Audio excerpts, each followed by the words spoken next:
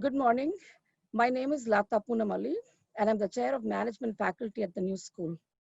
It is my privilege to welcome you to this panel that will explore if companies can actually deliver equity and what management systems we need to create for the new leadership paradigm.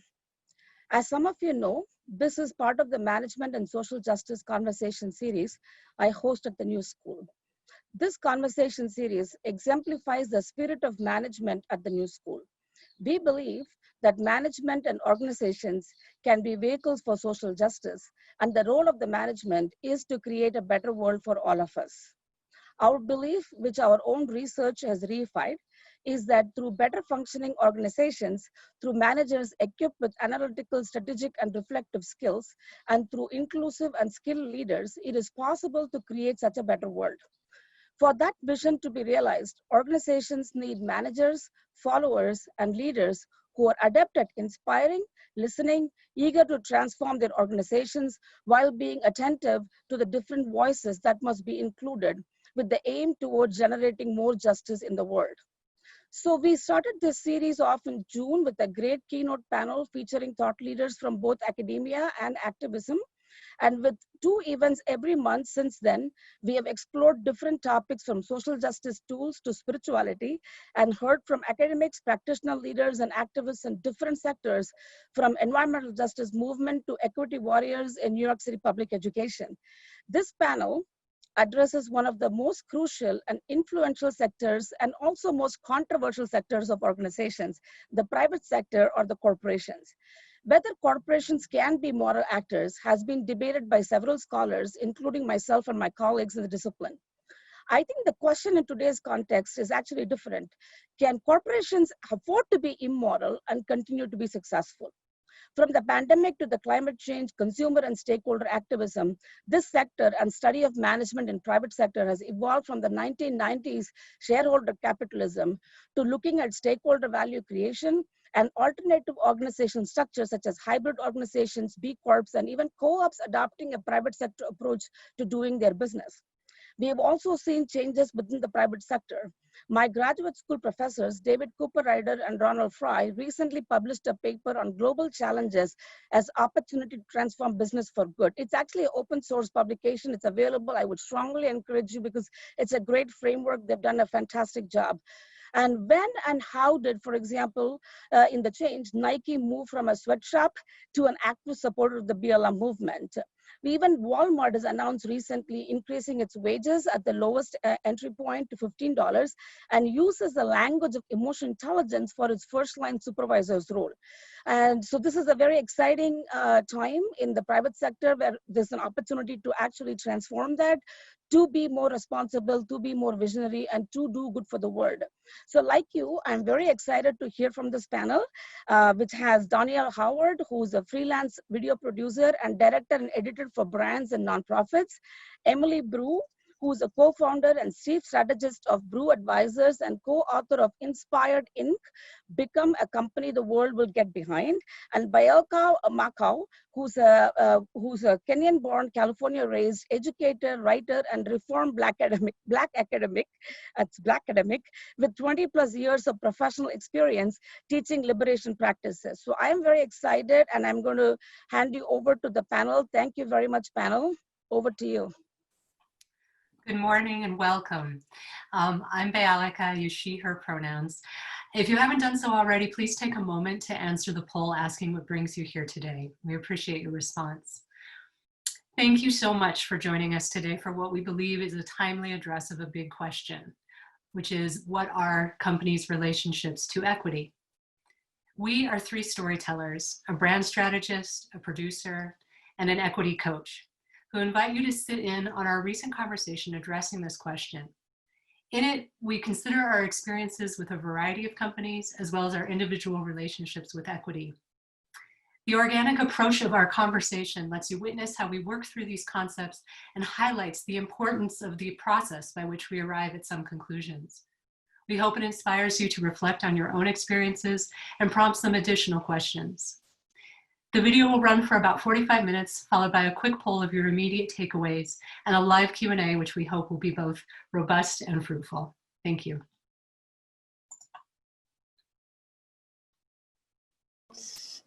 So I'm just going to say, this is Emily, pronoun she, her, and I'm just going to say a few words about how we'd like to engage with you today.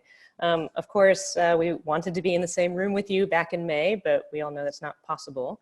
But we just really did want to encourage you to use the tools that we have available here. Thank you for taking the poll. We know that we are asking you to come in and identify your main perspective in this conversation today.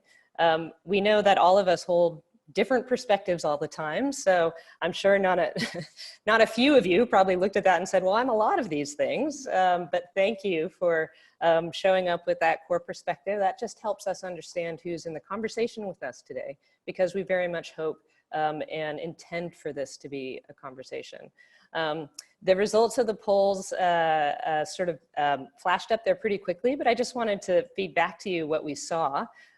So I would say sort of our top 3 perspectives here, generally speaking, are managers of businesses, which I am just so pleased to hear. That is my background. So I'm really happy to be, oh, thank you for putting the poll back up. So we're seeing managers of businesses, and again, that's my background, so I'm really glad to be in conversation with my colleagues in that sense. We have a lot of employees as well, where we're all employees, well, most of us might be employees of organization of some kind or another. Between professors, teachers, and students, I think we're seeing a great representation there. I think that's a community that Bialeka has a deep understanding of. And then and also I did want to note that Danielle also comes from a corporate and business background. So that is her community as well. So I'm sure she's pleased to see those folks in the room. And then just interested member of society. I think what you'll find in part of what we'll be talking about today is that, as Latha said, we're in a moment where businesses and corporations are more accountable to society more than ever. And so really great to have you in the conversation today as well. So just a couple more words again, reinforcement of the tools that you have available to you. As Bialeka mentioned, we will be watching a video together of a conversation that Danielle, Bialeka, and I had. Please do ask questions and make comments as you are watching. I think comments go in the chat, questions go in the Q&A. Also, we really encourage people to use the upvoting function in the questions. That just saves you the effort from writing out a question if you have a similar one. So please do use that. There's commentary there you can add.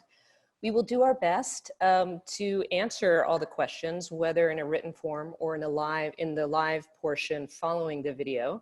And we also, if we feel like a question is repetitive, or I think it's highly unlikely, but if we feel like there's something inappropriate, we will dismiss it. So just wanted to have transparency around that.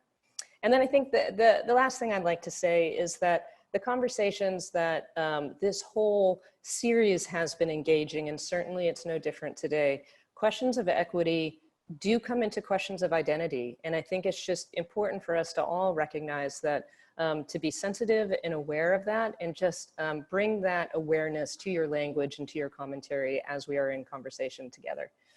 And I think with that, I think we are ready to roll a video, and we will see you in the chat window and in the Q&A window throughout the video, and then we'll come back and see you live at the close of the video. So over to Danielle.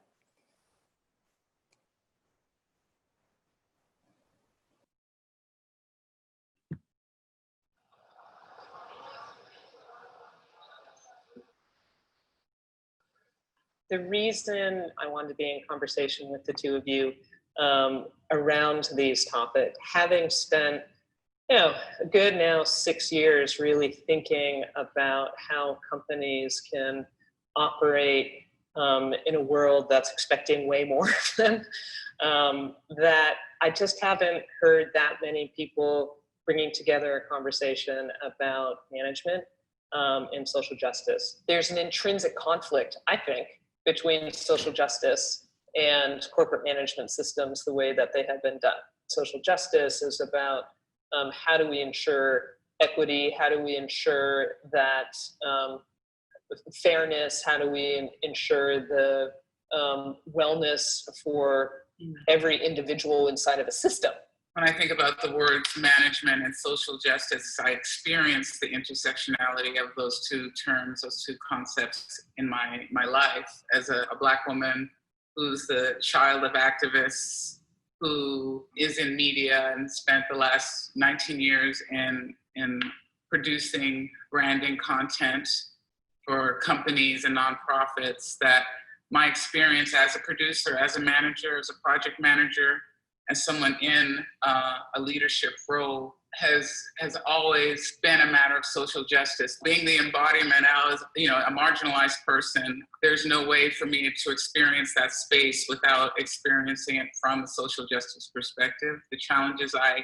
have experienced as a producer all have to do with my race, my gender, and my whole approach is informed by the challenges that I've had to live through within this capitalist system, within this political system, within educational systems.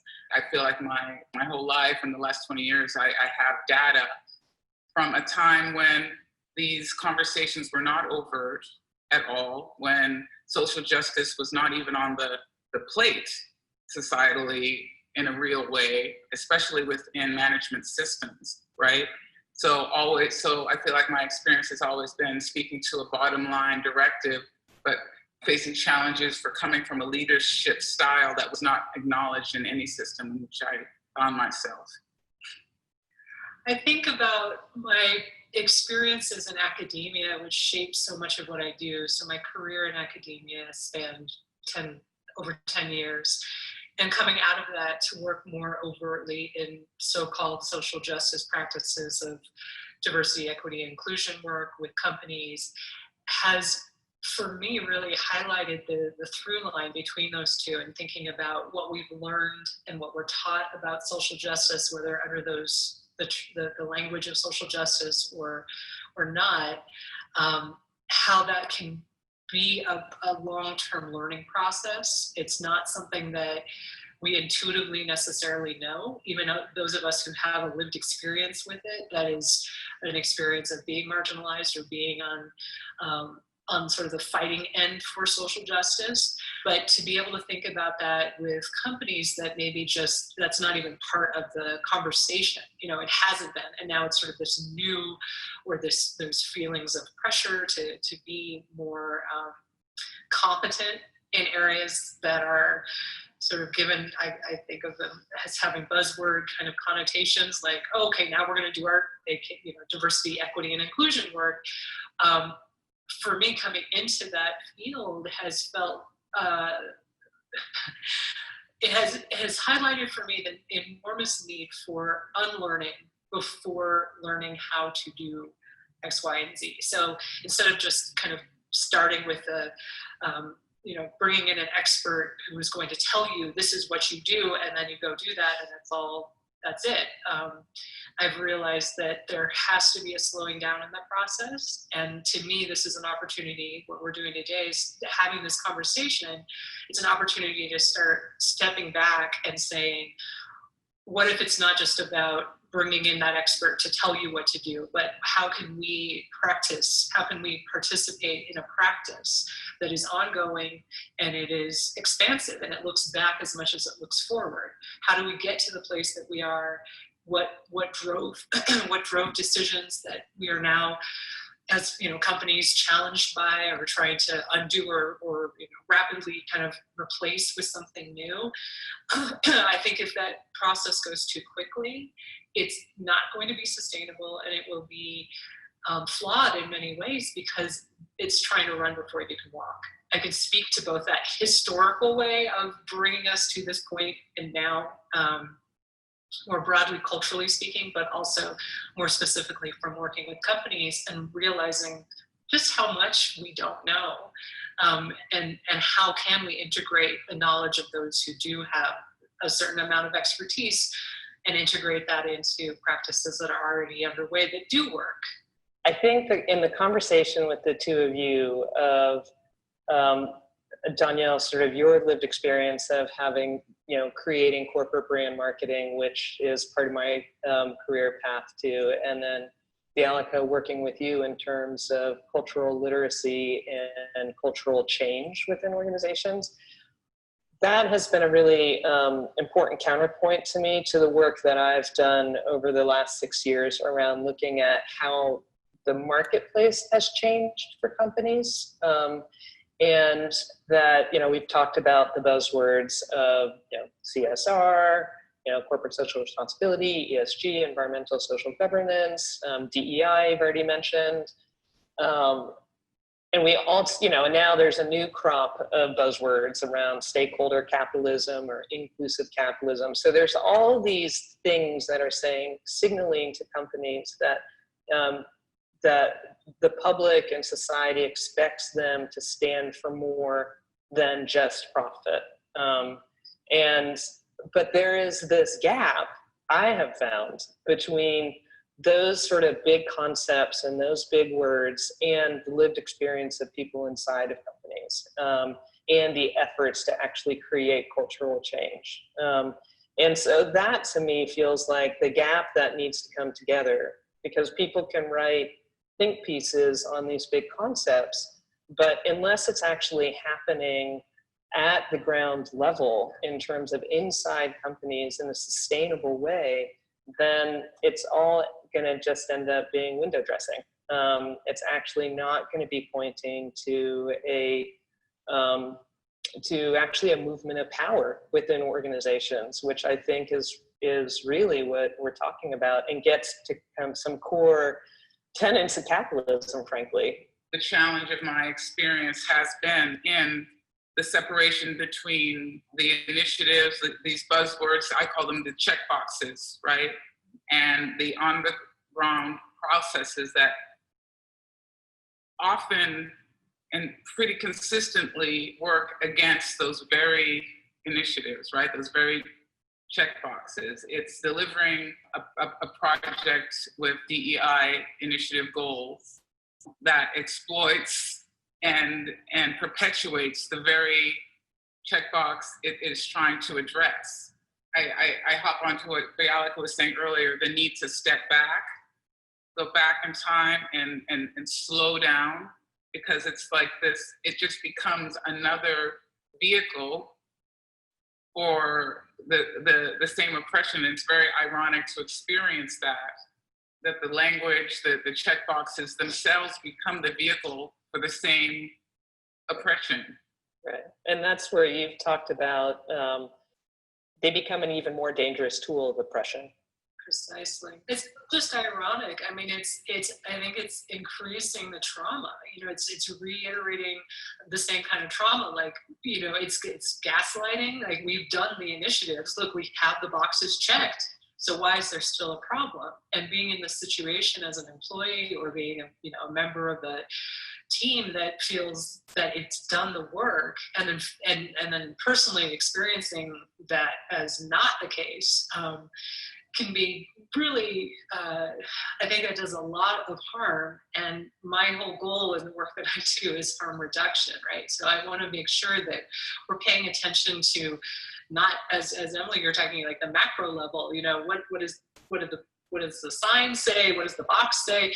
But really, on the ground, what is the lived experience? And so often what I find in the DEI world is that, that employees are not experiencing the kind of the end goal that is being bandied about as, this is the goal, this is the reason we do the work.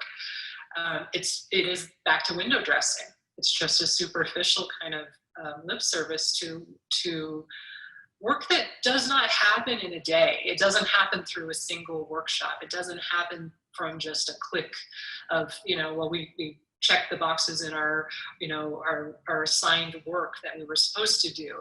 That doesn't have any sort of long-term payoff.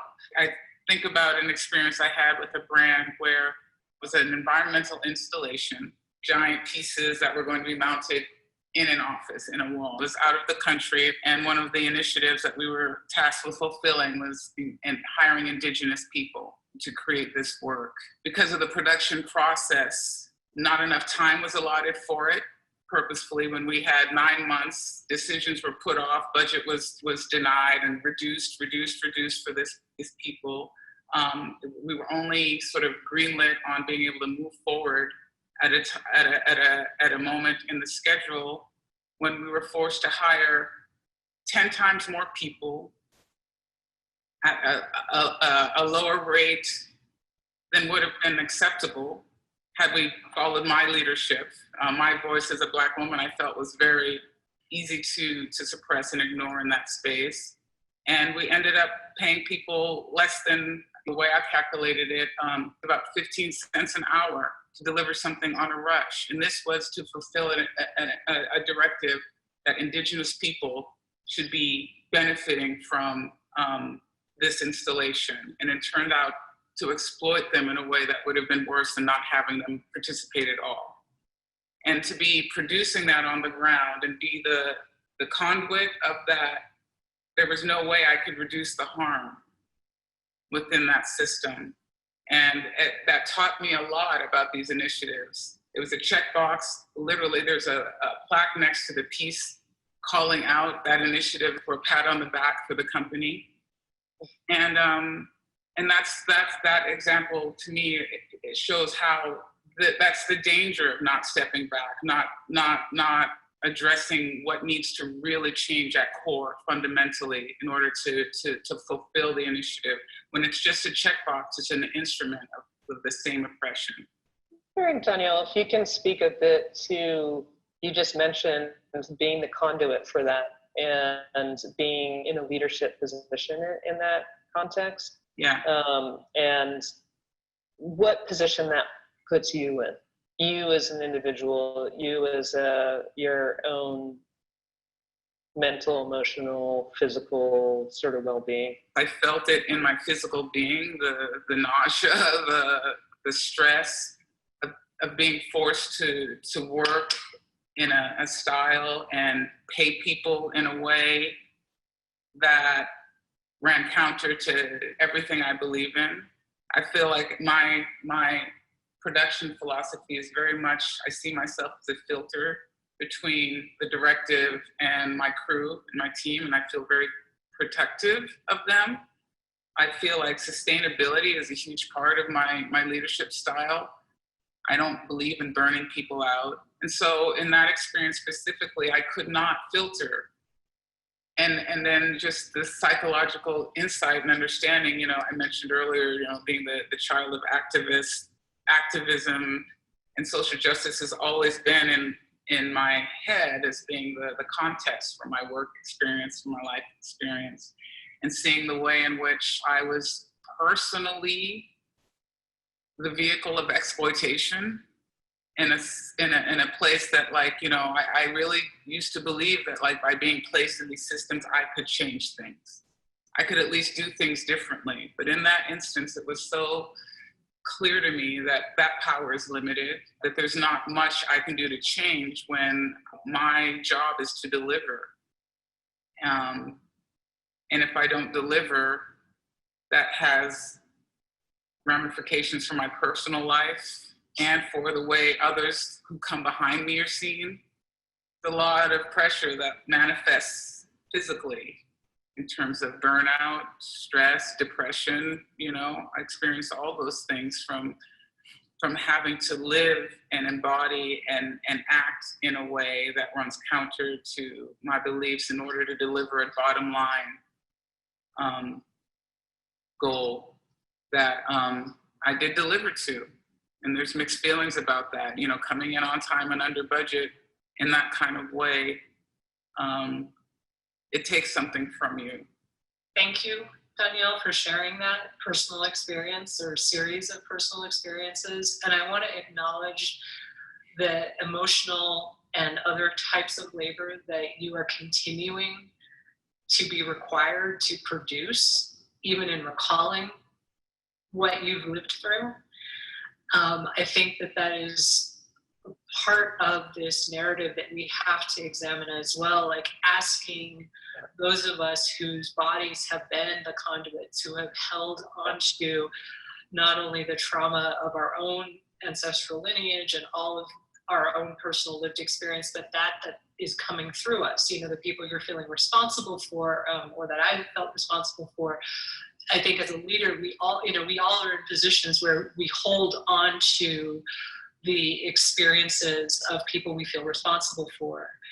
And then there's this added onus of responsibility that comes with being a member of a visually, underrepresented position.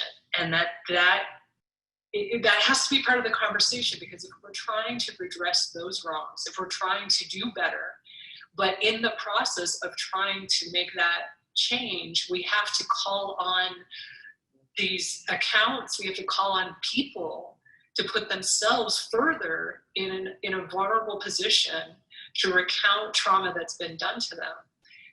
We're perpetuating a harmful cycle. So I think that's a piece of this larger discussion. What does social justice look like in the context of utilizing your current employees, or asking for personal narrative? Is there a way to do that that does not harm to that extent? And I will suggest that one of the ways of doing that is to pay attention to resources that have already been produced. Look to, because there's an aggregate of our experiences, and it pretty much is telling a very similar story.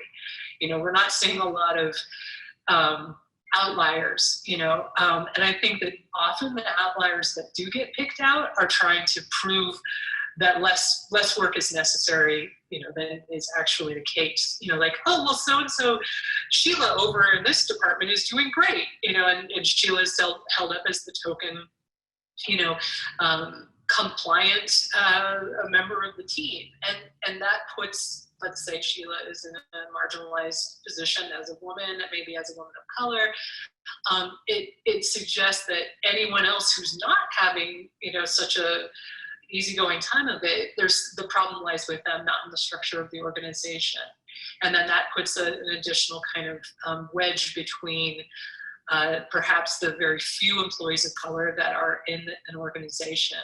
So I'm saying a lot here, but I really want to make sure that we hold sacred the embodied experiences of marginalized folks in organizations, because if we further traumatize those individuals in the process of trying to do the work, you can see that that's this insidious cycle that's just perpetuating rather than alleviating harm.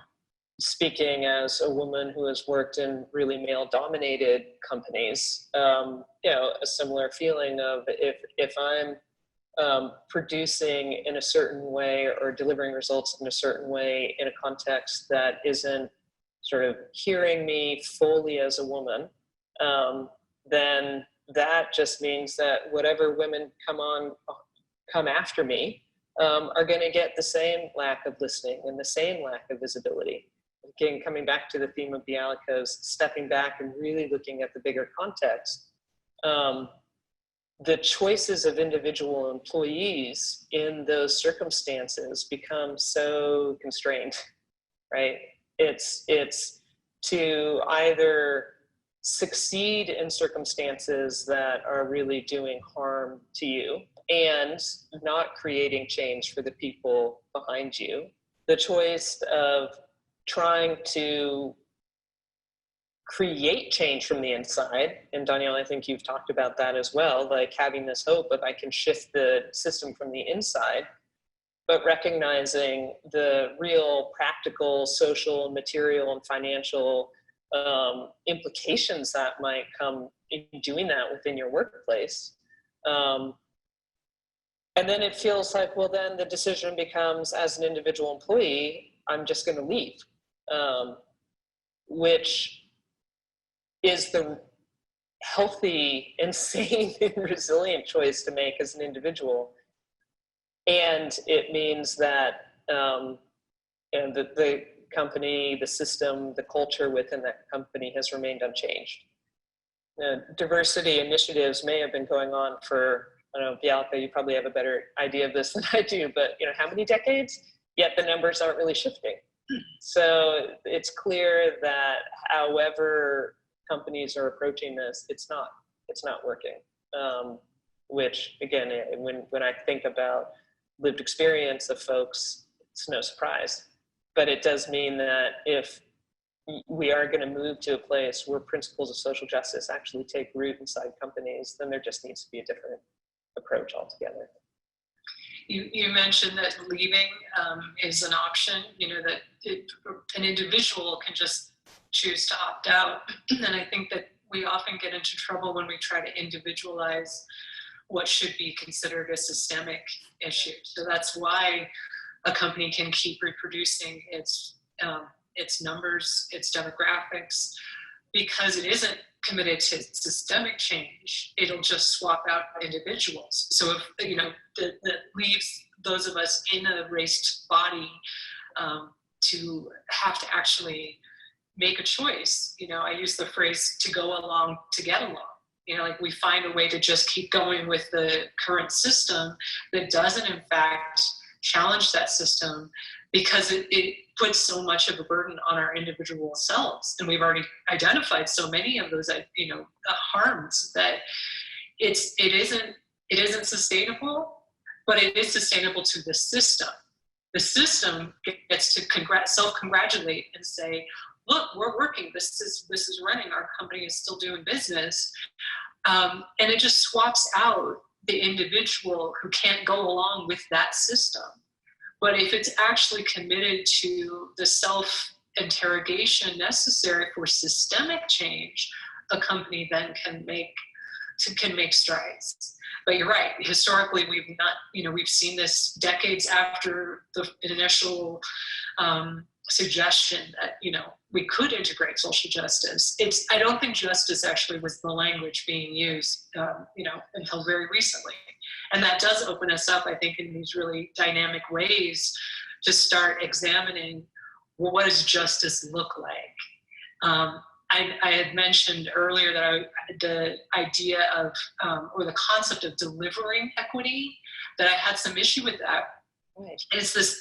For me, it's suggesting that equity is like any other commodity, or it's a deliverable. Like, here is your equity, which to me raises a lot of opportunity for the box checking again. Like, what does equity look like, or what do DEI initiatives look like? Well, we can say, well, we did this many workshops, and we had this many meetings, and we did this. We brought in this many different consultants, and job done.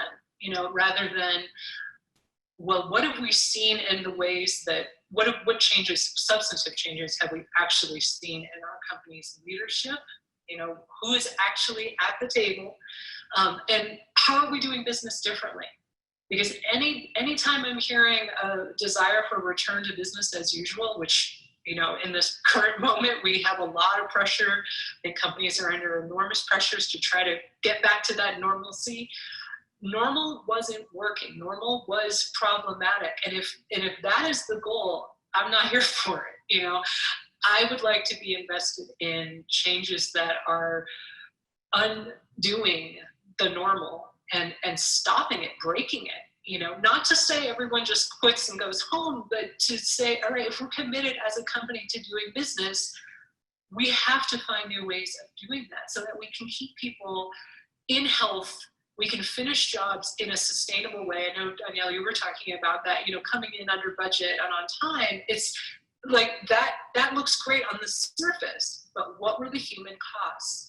And what is the cost of replicating a cycle in which that will always be expected? And that will be expected at the expense of all of these bodies that are making that outcome possible.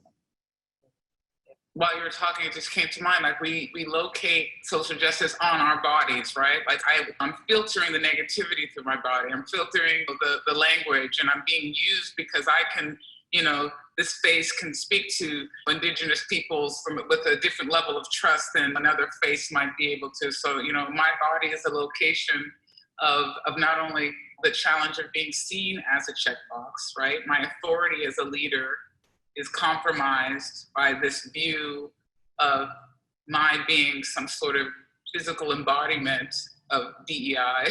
You know what I mean? Oh, we've got a Black producer, we've got a female XYZ, being used in that way.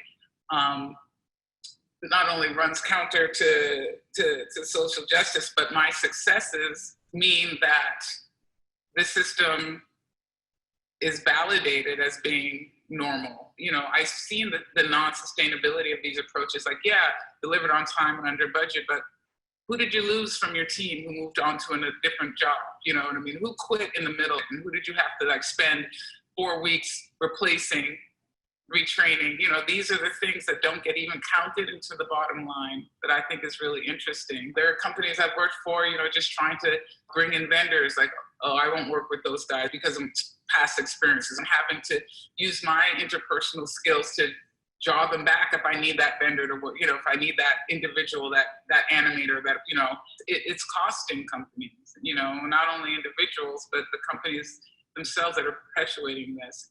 And I wanted to go back to something you mentioned too, Bialka, with like, it's not about individual bodies. I feel like, you know, I want to throw the idea of leadership styles into the conversation as well, because you can have a body that is brown, that is black, that is female, that is, you know, whatever, you know, checkbox you want to fill, who apes the same leadership styles and perpetuates it that way. You can be non-sustainable and be of color. You know, you could be an instrument of injustice and be, you know, female. You know what I mean? I think the style and core values are really where the change has to happen. Having done work in various systems, you often come back to the same question, which is we understand the impact at the individual level, so we see it through that lens, just because we're human beings, that's how we understand stories. But we know that systems sit inside a larger context, that's the historical context. I think this is where I feel like we are entering a moment of corporate history that hasn't existed before. When you know, I spent 17 years inside a corporation, I had a pretty clear idea that we were inside a corporate bubble and that we managed our external conversations very carefully. But when the digital revolution showed up, the digital economy showed up, all of that just blew up. And that we no longer could control the conversation, and we could no longer control what was being said about us in a way that we could before. And it doesn't mean that folks, those external stakeholders didn't have opinions and weren't important before, they were. But now they just have tools to broadcast their opinions about any particular company in a way that just was not present before the advent of social media. And, you know, on top of that, those external stakeholders actually don't really trust companies, and there's statistics that have demonstrated that. Edelman is a company that's done trust barometers for the last 20 years, and they have seen how trust in government, media, nonprofits, and business has gone up and down over the years. And we're at a moment where that trust is really plummeting, and people can express it. People go to Glassdoor when they're actually looking at a company. They can see on Glassdoor what's actually happening on the inside, regardless of what ads are being shown or what is being produced through campaigns, what have you, what's on the company website.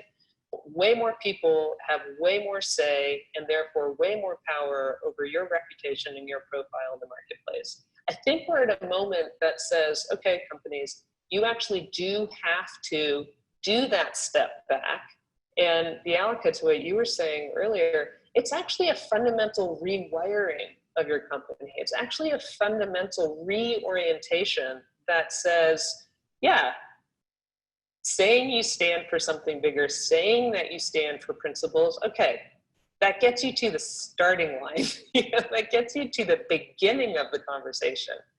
But you must walk the talk, because if you don't walk the talk, word is going to get out, people aren't going to trust you, and you're going to lose employees, you're going to lose your best vendors, you're going to have folks in civil society pointing at you, you're going to have people in the media pointing at you, all of these things. So I feel like there's a window of opportunity that is saying to companies, you know what? You can continue with lip service and checking the boxes and not walking the talk. but you will be surpassed by the companies who actually are committed to these principles and this kind of change, because they're going to gain the trust of the stakeholders for whom you depend on for your success. I want to throw out a question around that.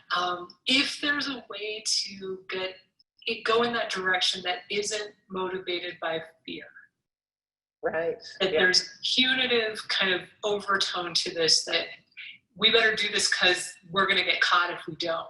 Yeah. You know, if our business practices are such that we're going to be shown up, you know, we will lose out to a competitor. That makes business sense, but that's business as usual sense. Mm-hmm. You know, and what I'm hearing as a kind of red flag in that is, if fear is the motivator, the outcome will not be sustainable. It's reactive. I'm doing it this way because of my fear that I will get caught doing it the wrong way. But as soon as that the social media, you know, response moves on to another company, then we'll just go back, you know, we're just going to resume what's comfortable, like sliding back into a track, you know, instead of forging a different track, and trying the harder, what is going to appear more challenging. And so I'm wondering, like, if fear isn't the motivation, how can we move toward a more, you know, empathic motivation, you know, empathetic, like we're moving towards doing this because it feels better. It feels more sustainable. Like, you know, the outcome is the same. Like, we're not going to lose the employees that we've invested in and trained because they're happy to be here. We're going to continue to invite vendors to, you know, want to work with us because they like the feelings that they get, the embodied experience of working with Danielle's team, you know, like, so that there isn't this, there isn't the pressure put on you as a producer, Danielle, to be, you know, calling people back who have had bad experiences, because that's adding to your, you know, that's more work for you.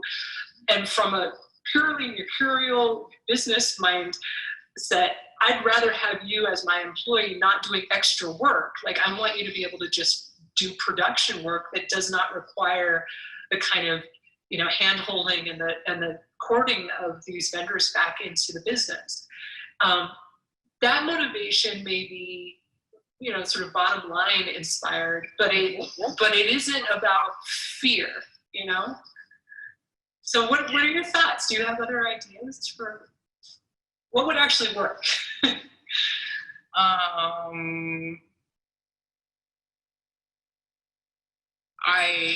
My response, what would actually work? I totally agree with what you're saying in terms of the sustainability of fear as a motivator. And I feel like maybe the only way would be to create other systems that work in a way that are seen as receiving these rewards of that sort of more sustainable approach, losing your employees to other companies that are doing things differently, and then being motivated from a desire. Maybe it's still out of that, you know, fearful place, but it's shifted slightly differently to at least embracing the idea that sustainable production styles are more attractive, sort of organically become more interesting and attractive. So one of the things that's interesting to me about a conversation management and social justice, I said at the beginning, is that I have never heard those two words used together. You certainly would not hear those two words in a corporate boardroom, I don't think. After the spring and summer of 2020, it could be different. So it could be that actually you have boardrooms that are talking about social justice and management systems together.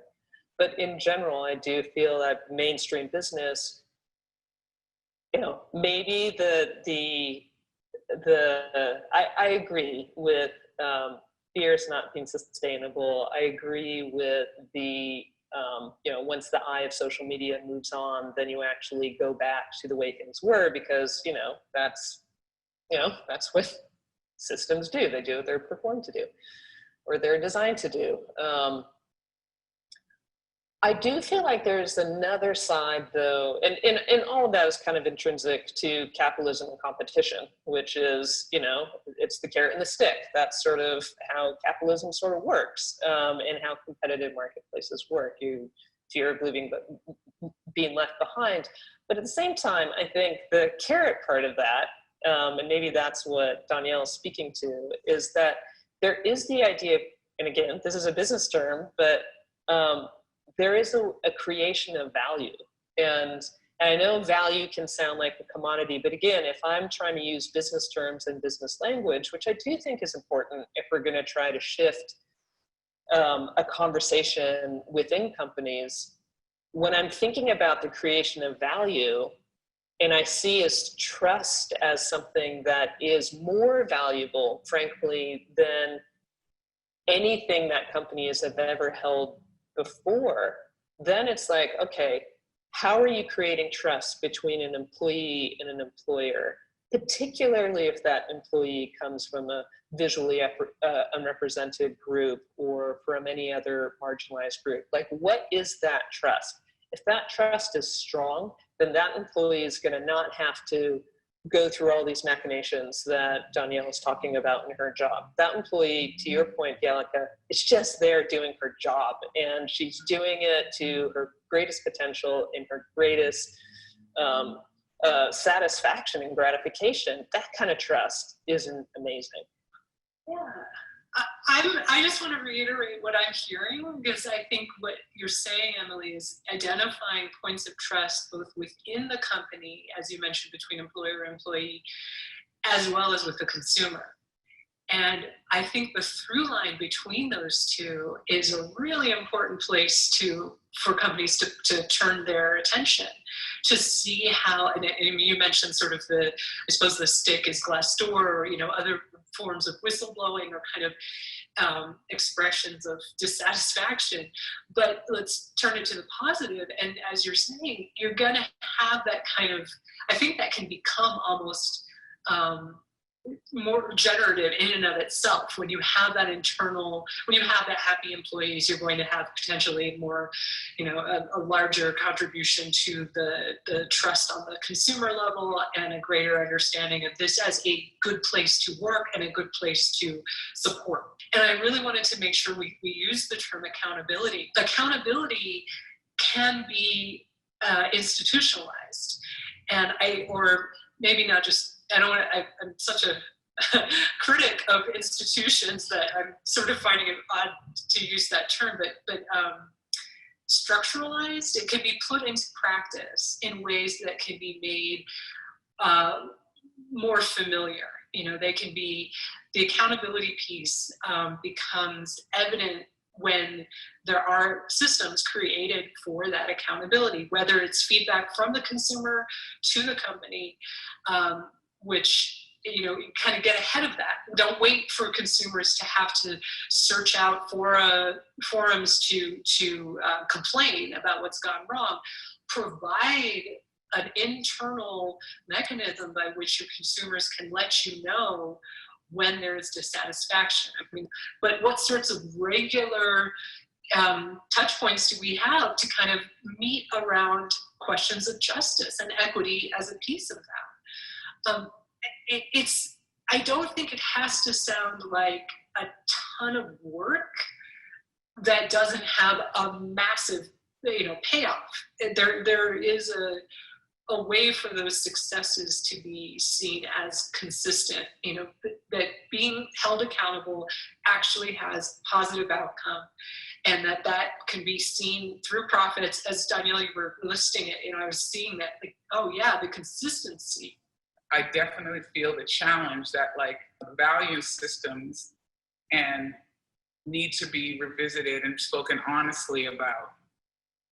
From experience, I think a lot of people are just going to stay at the sort of superficial level and say, so should we just get out everybody who's in charge and put in, a different group of faces? And Danielle, I think you did a really good job of identifying, yeah, there can be people whose faces don't look like the usual suspects and they're still practicing. So it is about how power is wielded and leadership style.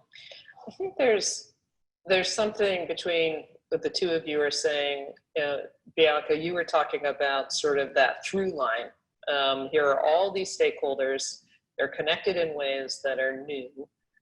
So, you know, inconsistencies between how you're showing up to one will come out for the others. So there's the idea of like, okay, well, what is that through line that has a company truly demonstrating that it's walking its talk? And then Danielle, I think you're speaking to, you know, values, how you do your work is, I think, really part of that integrity, creating that authentic integrity. I definitely hear that, and I agree that I'm thinking about what I've witnessed, you know, when is actual structural change being made and what is affected in that process.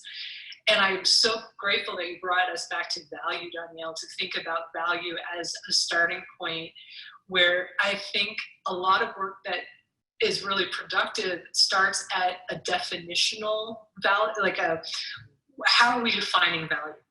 And taking the time to look at all of the cultural pieces and historical pieces that have combined to bring us to a place where value is defined and understood as this. And when we start picking apart at that kind of definitional level, we start to find ways that white supremacist value systems have shaped our understanding of success. So back to the like under budget and on time. Well, if that's what we're valuing as, let's say that's what we're defining as success. What if we were to define as success actual happy employees, people getting enough sleep, people, you know, when we take a step back and look at value from, I'm saying it's take a step back, but it's really like at a detailed, you know, microcosmic level, like what constitutes our understanding of this term. And maybe we do that at a level of, you know, like what is the company's values? And then identify each one and then look at each one and how was that particular value initially shaped and what was shaping it. That, I think we have to go to that microcosmic level in order to be able to shift the definition. What about kind of leadership transition and leadership transformation? There's this whole other kind of progressive leadership that, again, it kind of goes back to checking the boxes, using the right words, but then kind of using that as a shield almost to say, okay, you know, I'm not going to have my whiteness challenged. I'm not going to have my privilege challenged. Fundamentally, I'm not going to have me as a person challenged. What I'm going to put up is, here's my DEI initiative, or, hey, you know, as a white person, I can't speak to actually the experience of a person of color, so I'm just going to absent myself from this conversation. Like, there's so many, like, in the progressive business setting, there's so many ways that white supremacy can just sort of slip out the back door. And so and I feel like that happens at a leadership level. You know, I feel like that, and so I'm curious what you've seen in terms of, you know, I can speak a bit to, you know, my experience as a leader, but I'm curious also what you have seen for leaders that have been like not taking the easy way, not taking the back door, like not slipping out of sight, but actually staying in place and saying, actually, I'm going to do the personal work of transformation in order to usher the organization that I want to see come into the world. Like, does that even happen? When I've seen it work at a leadership level, the leader has to be brave. The leader has to say, this might be unprecedented, but I'm going to visualize the possible. And it, again, takes work to get to that point. It's a working process. But I want to emphasize process.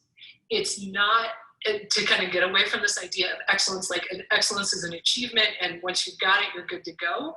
No, you have to consistently practice it. You have to consistently reevaluate, because the accountability will hold you to whatever you said your core values are if you're not actually practicing it at every level and in all of your relationships, it's not, it won't be fully achieved. And I think a leader has to be really vulnerable around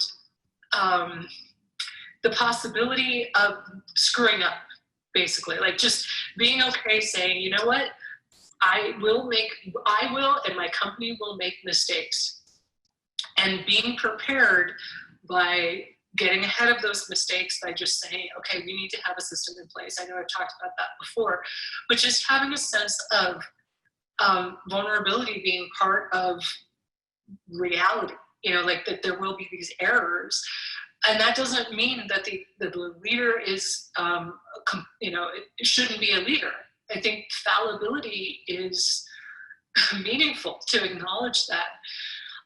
So it is asking, I'm not obviously the first person to talk about vulnerability in business, but it is a fairly new concept. It's something that I think leaders are still, really coming to with a lot of trepidation and understandable trepidation. So I think being sensitive to that fact, but also recognizing that we don't have time. We don't have time to waste it. We can't be harming people at the level that has been normal, has been normalized. And just because we're protecting some leaders from feeling uncomfortable, that we're way past that point. It's the conditions on the ground that matter the most. And then you find the tools that enable you to create conditions that enable people and companies to flourish. That was wonderful. That was awesome. Thank you for being in conversation.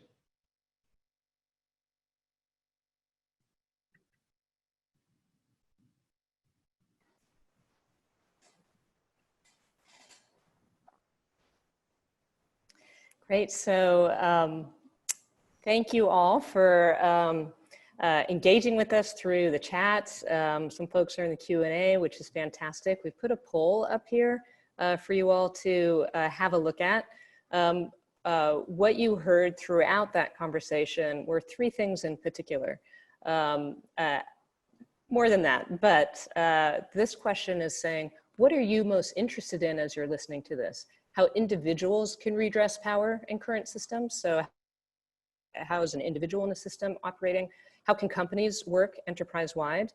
But then even the most broadest system, arena across the marketplace, how can what we're talking about be seen as essential for profitability and success? So we'd love to hear what's interesting to you in these, across these different dimensions of what we're talking about today. Great. So while we're waiting for people to answer that, so we were getting some incredibly thoughtful questions in the chat, both in the public chat, and then we were getting some great questions in the panelist chat as well. So right now we're going to try to multitask and look at things coming in and try to answer, but maybe what I'll do is just elevate a couple of questions that came up for the rest of us to dive into. And I'll start actually with the question around B Corps. B Corps is something that has gotten a lot of attention as a benchmark for how companies can act in more equitable ways and ways that serve more stakeholders. And the question is that actually making that kind of sustainable change, or is B Corps just becoming another checkbox as we've talked about? So, so I'll speak from my behalf as actually Brew Advisors is a B Corps. So we've gone through that process, and I will say two things about that. I will say maybe three, and then I'll ask my colleagues to jump in as they see fit. One is that there is a benchmarking of B Corps that I think is extremely valuable. So for companies that are just trying to get off the ground and trying to figure out how they can serve society better, it's a very helpful place to begin. Secondly, it certainly is something that helps like-minded companies find each other and start to build sort of an ecosystem of values-aligned companies. The third thing I would say is I'm not sure how much the B Corps process has really gotten to the level of equity and the things that we are talking about in terms of really diving into transformation of white supremacist business norms, frankly. And I think that that is something, at least here in Portland, that there has been, I understand, a recognition around and some work being done around quite recently. So I feel like it's a start, but I think Katrina, who asked this, is actually pointing at something that's the danger of B Corps. It does become exactly that, but it's a starting point. So I don't know if my list has anything to add in there. I'll just echo the danger issue that you're raising. And I think that when we go back to our discussion about the ways that some of the best intended work can result in becoming another tool of oppression, it also resonated with me the idea of white supremacy slipping out the back door.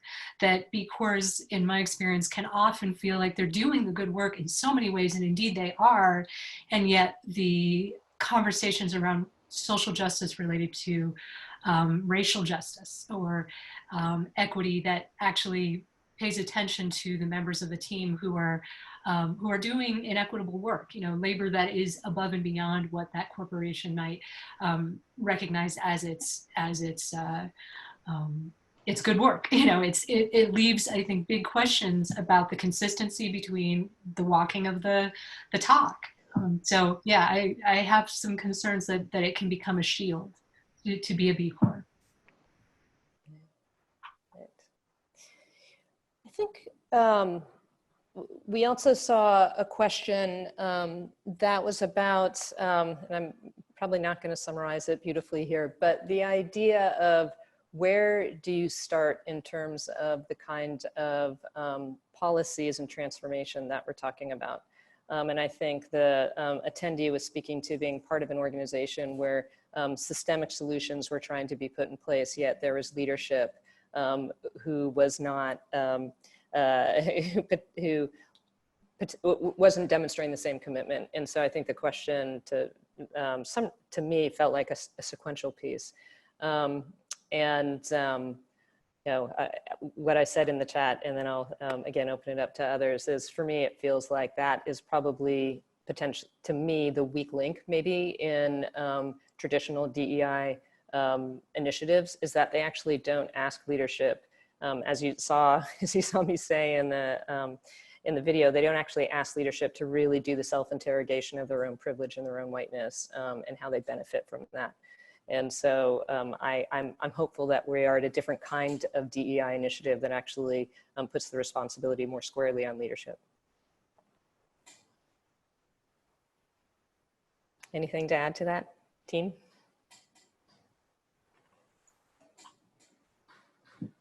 I guess I can speak to, and sort of that calls to mind, the way it just becomes an additional pressure for the employee in those situations. Like that sort of underscores, like, that it can become an experience of another deliverable, another performative act when it doesn't engage leadership from the top, So I would just echo that in terms of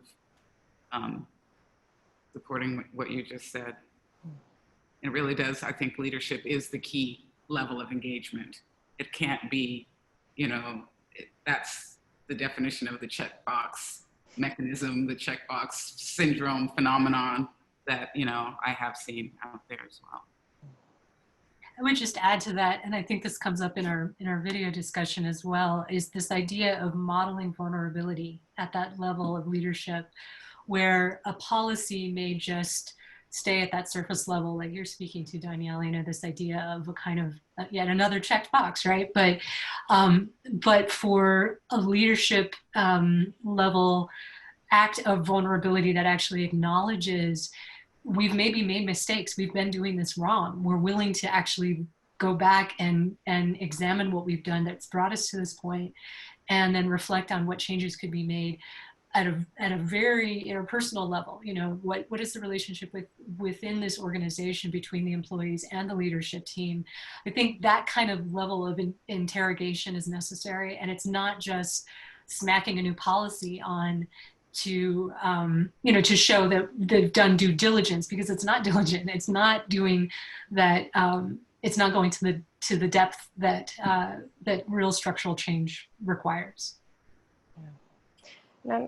And it just, and I would just make me think, it adds to, like, that space of vulnerability is a space that, like, one occupies as a marginalized person within those systems. So, it's an invitation to share that vulnerability. It's not like taking on having to be perfect. It totally shifts the relationship in a fundamental way. Yes, no, absolutely. When I think about vulnerability, vulnerability in leadership isn't a new concept. A lot of people have talked about it, but I think unless you really think about it, it can be easy to think about vulnerability as being, I'm going to be emotionally open. I'm going to be emotionally available. And I think that actually isn't it. For a leader like myself, I work in a predominantly female organization. As a female identified person, I can be emotionally available. That's probably not true for male identified people.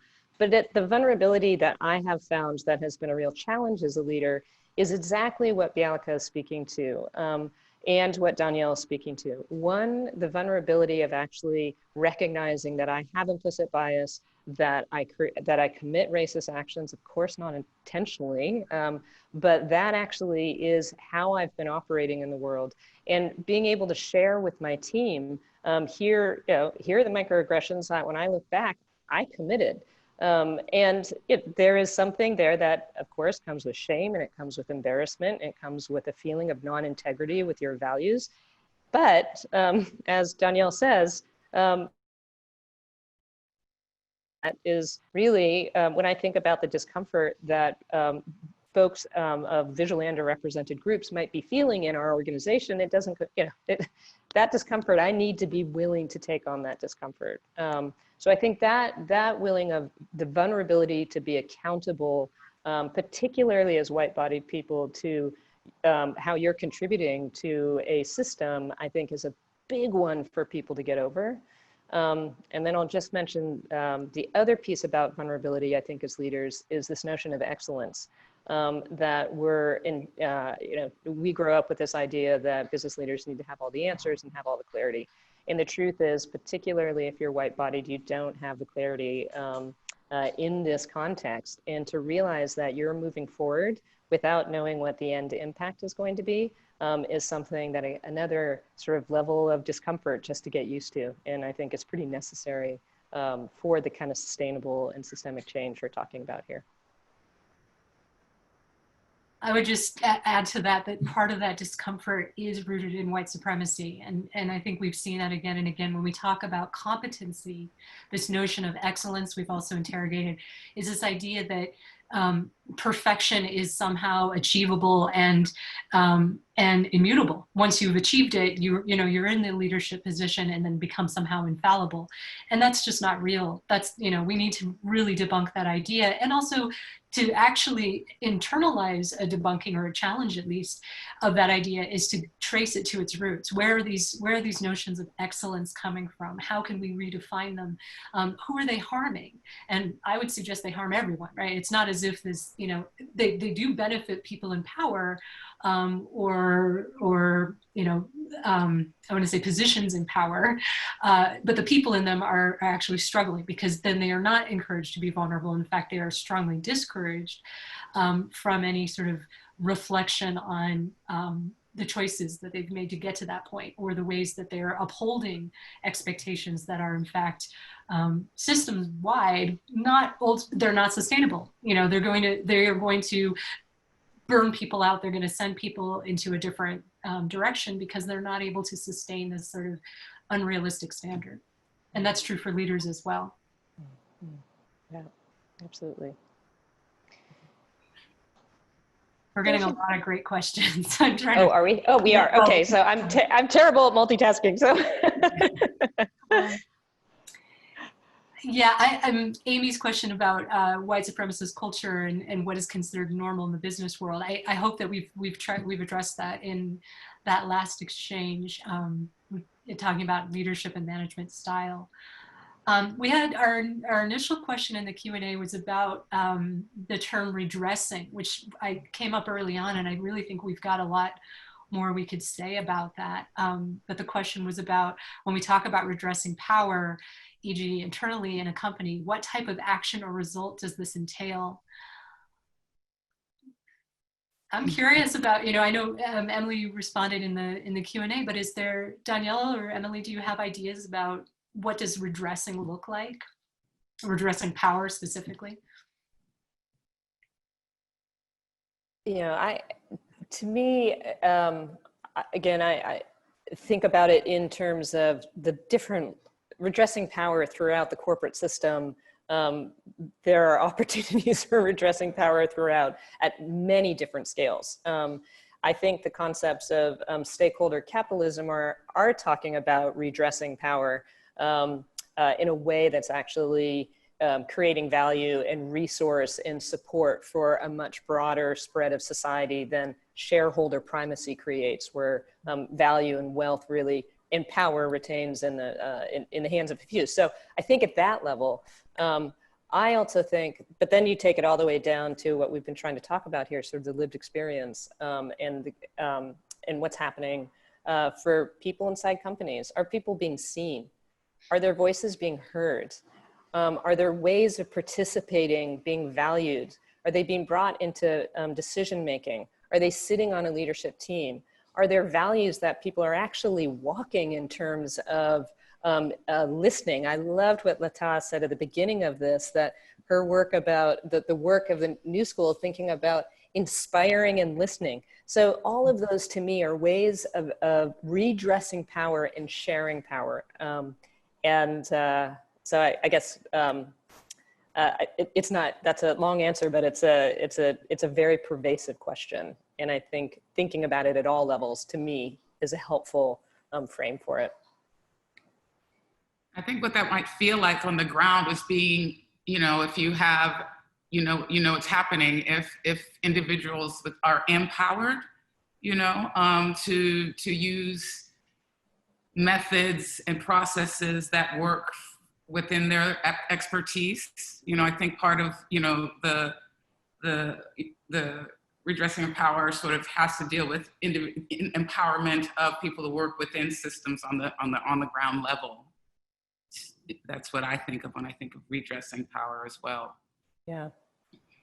The empowerment arm of it ties really directly in my mind to listening, which Emily mentioned, the idea that, and again, slowing down, taking the time to sit together and listen. And I'm drawing a lot of my response to this from restorative justice models, in which the idea that there has been harm in the past, the ways that power has been wielded within an organization needs to get looked at before it can be turned in a different direction, before it can be done differently. And so to take that time to recognize not just that an individual or a group of individuals have been harmed and to focus only on that side, but to recognize that both the harmed and the harmer, if you will, have been engaged in a relationship. And the way to maintain or to actually improve that relationship will necessitate an honest conversation about both the past and in a productive move toward a future that looks different. So that does take time, and it does take listening, and it does make space for everyone engaged in that community within the organization. It makes space for them all to become empowered, to speak their truths and to share where those truths may not match up, with the outcome being that we're not smoothing over something that happened and assuming that the next time it'll be different. It's not realistic to move in that direction, but I think the redressing of power comes it becomes a very clear outcome of that work, because it is identifying that every actor within that relationship has a valid voice, has a voice that needs to be acknowledged and heard. And, I wonder, I have a question for you guys, if it is about listening and speaking, how do you create a safe space for that when it feels like one of the most vulnerable places as an individual it feels dangerous to speak your truth and experience, even in those spaces, right? Like, Is it polls? You know, is it, how do you get that data? It can't be in a conference room on the spot, you know, to speak about your own individual sense of experience. So I'm curious, process-wise, how that happens. I'll jump in from our practical process on our side, and then I'd love for Bialka to speak from what she's seen in a variety of companies. I think one piece that I would pull forward is the value of listening and having the thoughtfulness around how conversations are had, who's in the room, who's being expected to share what. Like, it takes time. And it takes space. And I think one shift that we needed to make is recognize that these aren't questions where, ooh, there was a exchange between somebody that didn't feel quite right, like somebody was harmed in that. I think in typical white supremacist norms for a business would to say, actually, that's not important. Emotions aren't important. We can have a conversation after hours or over the weekend about trying to figure that out, if that's even something that we pursue. I think one thing that we've had to do is say, no, actually, those kind of conversations are as important to our organization as delivering for clients or all the urgency that we have around that. We actually make that part of our day-to-day working, is actually having those conversations. And as you say, the thoughtfulness to make sure that we aren't being extractive and doing more harm in how we have those conversations. Yeah, absolutely. I mean, that resonates on so many levels with the work that I've seen, where it's done well and it's also been done very poorly. And it's usually the error lies, or the additional harm lies in rushing the process or sidelining it. So what we need to start with, and I've found this to be the case again and again, is basically an assessment period that typically it's going to be best to draw from an outside moderator, mediator, expert, you know, whatever you want to call them, but someone who has the skills, who doesn't share the same incentives of a participant in the corporation or organization. So you have an outside consultant come in and do a basic audit, you know, try to get a feel for the dynamics within the organization, to speak with people, to listen to people independently of the boardroom situation where people are put on the spot. But to gather that data and to not just produce that data, or like, you know, provide a report and that becomes the sort of end of the process. I've been engaged in a lot of cases where it feels like the company wants to believe that that's enough. You know, we've just gathered the stories, and what's done with them just seems to, you know, they can often feel like they just disappear. What is much more effective is to gather that, to gather those stories, to gather that experience, and to reflect on what needs to happen. So asking individuals, what would you like to see happen? You know, actually get that detail from their probably disparate perspectives. And that does look a lot like mediation, you know, bringing in these various perspectives and trying to find some commonality. But centering that work to recognize that that is part of the central functioning of an organization rather than ancillary to the, you know, I think this is to your point, Emily, it's not like we do this on the side, but we see it as a basic necessity for this organism, which is another way that I like to think about organizations.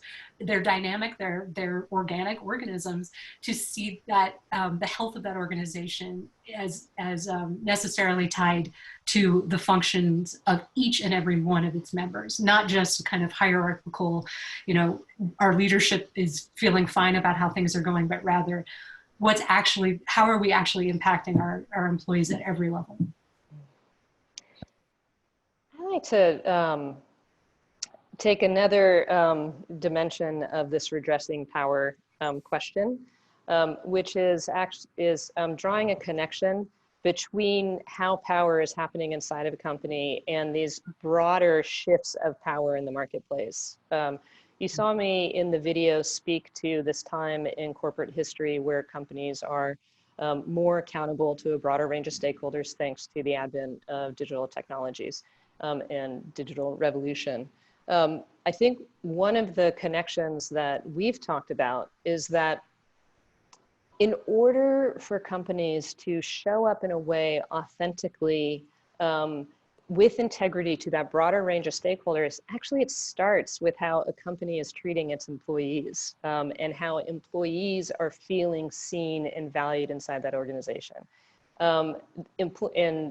People who's, I think folks have probably seen the statistics around this, engaged and valued employees are fundamental to running a healthy and productive and innovative and financially successful company. And from what we've seen, that is because employees are the most trusted ambassador of your company and of your brand. People will believe them way before they'll believe your website, your ads, or your PR work. And there's that piece. And then the second piece is folks see happy employees and they just make the connection. That must be a good company.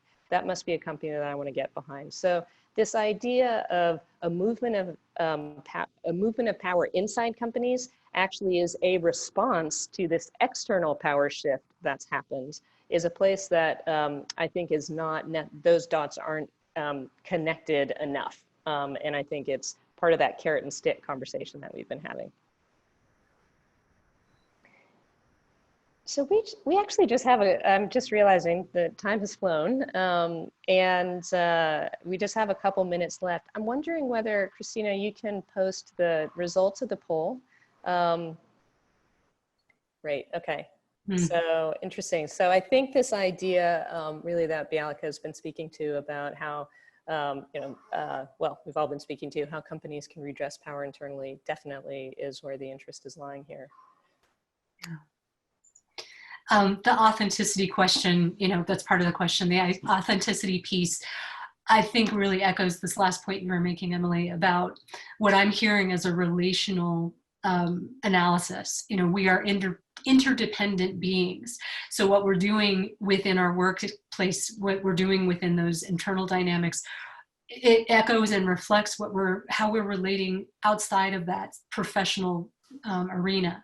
And I think that that's part of our historical white dominant narrative that, work is one thing and home life is different, or personal and political, or personal and, professional are so distinct. And yet that kind of arbitrary binary is broken. I mean, we need to break it. We need to break that down and actually reflect on who we are all the time and how we want to be in relationship to people. So if we take as a starting premise that people generally are well-intentioned and want to do the best that they can, that does pertain to the way that we interact with our colleagues, with our employees, and with people in the world outside of our professional relationships. So making those through lines, making those connections between our relationships, I think is actually fundamental to an authentic changing of behavior within organizations. So there are some questions that we didn't get to, and I'm not sure if we'll be able to in the interest of time. I think there's questions here around leadership education in the US as opposed to in Europe, which sounds like a very fascinating avenue to go down. I think the questions around going into identifying white bodies and sort of thinking about different identities among white-bodied people and how that relates to power. There's some questions about, I think, getting to this idea that white supremacist norms often are business norms and are equated with efficiency and productivity and these pieces. And I think that is a really important conversation as well. So I guess I would, unless Danielle or Bialika want to jump in with any last thoughts on those, we may have to leave those for another day. I thank you all for your really thoughtful questions and some observations we've had. I think the chat is worth looking back over because we have some suggestions from people about how they're doing this work within their own organizations. And I know I said this in the video, but look at what's been done that works. We do have examples of companies that are doing a really good job attending to what they don't know and learning from those who actually have gone before, and we can do the same. So I'm grateful for those for those insights. Right. Thank you for your attention, and we will hand it back to our hosts at the New School.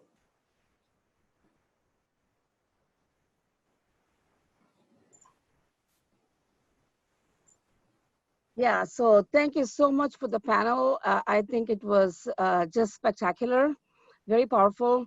And thank you for all the attendees who came and spent this time. And honestly, I think, especially in this context, anybody that has a job and we can pay bills, we are privileged today. So I'm very, very, very deeply aware of that and respectful and grateful. But particularly my job, I think, is I am just absolutely fortunate and deeply privileged to actually host this series, which has been extraordinarily successful in terms of attendees and the panels themselves that are just, just the best ideas and practices and passionate presentations and really wrestling with questions that are so nuanced and complex that it's not like we can just say, yes, do this 1, 2, 3, we will get to that end of the road. I think that's just not possible, and it is actually in the struggle lies the path, and that's the problem with these things. But also that's what I think is very promising in this moment. And so what we are also doing is that we are going to be calling for submissions for our year 2. So this series will go from now. I mean, it started in June and it'll go until April. And then we'll close out, and then we'll start again, probably like in June or July, and for the following academic year. So we will be circulating call. So if you have ideas for panels, workshops, research papers, presentations, like reach out to us, and we'll be sharing the call for papers and call for submissions, because this has been so powerful to have this in this format, because this makes it accessible and it is a lower cost, so we can actually make it affordable, which is basically $0, and share the video. And so this has been fantastic. So I hope more people will submit and participate.